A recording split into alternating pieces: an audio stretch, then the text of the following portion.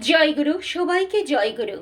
একদিন পরম প্রেমময় শেষে ঠাকুর অনুকূলচন্দ্র বললেন যে ভগবানকে কিভাবে সন্তুষ্ট করা যায়, ভগবান কিভাবে খুশি হন। না, ভগবানের খুশির প্রীত হওয়ার জিনিস হলো যাজন। যে যত যাজন করতে পারে ভগবানকে সে তত খুশি করতে পারে।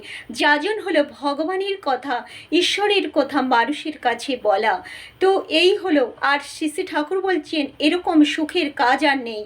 এর দ্বারা শয়তানের হাত থেকে রক্ষা পাওয়া যায়। সেই শয়তান যে কিনা সদা সর্বদা জীবনকে ক্ষয় করে, ধ্বংস করে, সেই পতন ঘটায়, তার হাত থেকেও বাঁচা যায়। যে যত তাই এই কামে লেগে থাকে যজন ও যাজনের কর্মে, সে কিন্তু এই মানুষকেও আনন্দদায়ক জীবন দিতে পারে এবং নিজেও আনন্দদায়ক জীবন উপভোগ করতে পারে এবং দেবতুল্য মানুষের সে অধিকারী হয়ে উঠতে পারে। এটাই